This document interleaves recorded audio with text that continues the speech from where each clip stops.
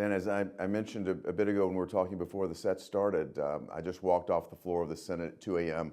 yesterday morning. I'm fortunate to have gotten back home to Tennessee, but I have not had a chance to speak with President Trump at this point. Well, the main thing, and I can share with you my perspective on it, Dana, is this.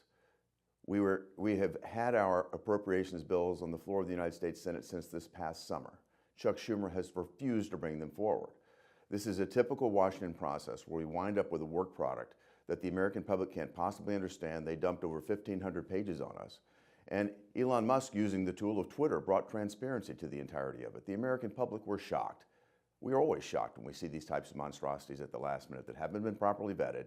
And President Trump was able to bring his weight to the table and say, look, this has got to stop, this has got to be skinnied down, this has got to change. My overarching goal coming into this was to make certain that the government didn't shut down, because President Trump over the next 30 days needs to be able to process his nominees.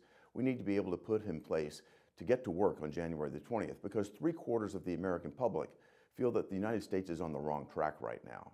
So I appreciate the fact that Elon Musk made this transparent and that we were able to actually improve this. We didn't get everything we wanted, certainly I didn't, but we're in a better place now because we're going to be in a position to make certain that President Trump is ready to go on day one. I'm sure Mike Johnson did everything he could to try to accomplish the elimination of the debt ceiling, or at least to push it out a long way, because here's what the debt ceiling has become, Dana. It's a cudgel. It's a tool that the other side uses to extract pain. And what we're going to be dealing with is a Democrat minority that's going to use this as a means, frankly, to raise spending in order for us to increase the debt ceiling. That's precisely the opposite of what President Trump wants to do. I think what it does is it puts the onus on us very quickly to get to work on a work product that will actually cut spending at the same time it would increase the debt ceiling. That would satisfy the Republicans in the House of Representatives, as I understand it. That will be a way that we can move forward and get this addressed. But President Trump has certainly shown the light of day on the difficulties associated with this debt ceiling. But again, I want to see him in office. I want to see his cabinet members in place. That's got to happen on the 20th of January. That's the key reason that I supported getting this continuing resolution over the line. Well, I certainly think we have an opportunity to fix the situation, but that's going to take place in the early part of next year as we come into the reconciliation process. I'm not saying he didn't mean it, but I see he highlighted the concern about the debt ceiling. I think everybody appreciates that right now, and I think we're going to be razor focused on addressing that. There's a means to do this during the reconciliation process, and it puts a great deal of pressure on the Republicans in the House and in the Senate to make certain that we get to work together, and I look forward to doing that. You know, the interesting thing about this entire process, though, is President Trump has been extremely involved in it. But where was President Biden? The sitting president was not engaged with us at all in this process. And as it unfolded, you know, the American public must have wondered, where is our president? Then the Wall Street Journal breaks the fact that I guess the greatest, or one of the greatest media malpractice stories of our lifetime has taken place. The cover-up of Joe Biden. I guess we understand now why he hasn't been around, but this is just amazing that the White House and the president weren't even engaged with us in this entire process.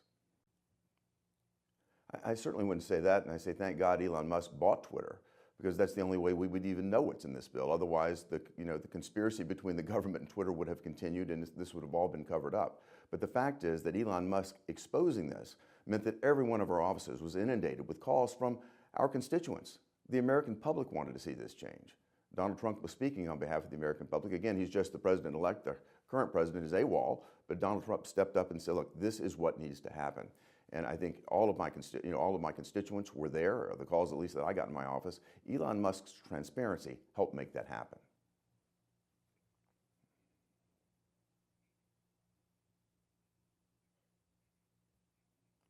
No, I'm not saying it was only Elon Musk. We're all struggling to read it, to digest an over 1,500-page bill that we were literally given just hours to comb through. I was working through it. My staff didn't sleep the night before. It's extraordinarily frustrating.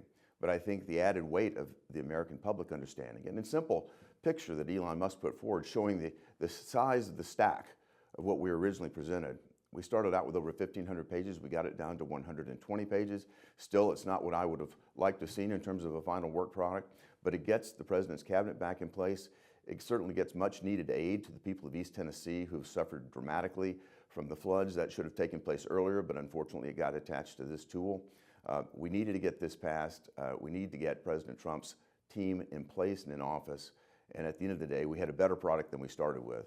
And I appreciate that, and Elon Musk's role in that was significant.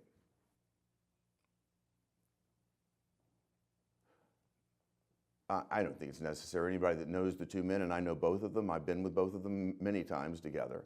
I think President Trump is clearly the leader. He's going to be the leader of the free world in 30 days. In fact, he's already the leader. If you look at what's happening with people coming to see him in Mar-a-Lago, the changes that have taken place, the European Union saying maybe they're going to go ahead now and supplant Russian LNG with US LNG, the UK stepping up its defense budget in advance of President Trump coming into office. He already is the leader of the free world, and as we know, Joe Biden has gone AWOL. And media speculation or what the Democrats might say to try to get under people's skin doesn't bother me a bit. Elon Musk is, again, the richest person in the world. He's been extraordinarily successful, building companies that are unlike any other. And I'm appreciative of the fact that President Trump has that type of talent available to advise him. Dana, nice to be with you.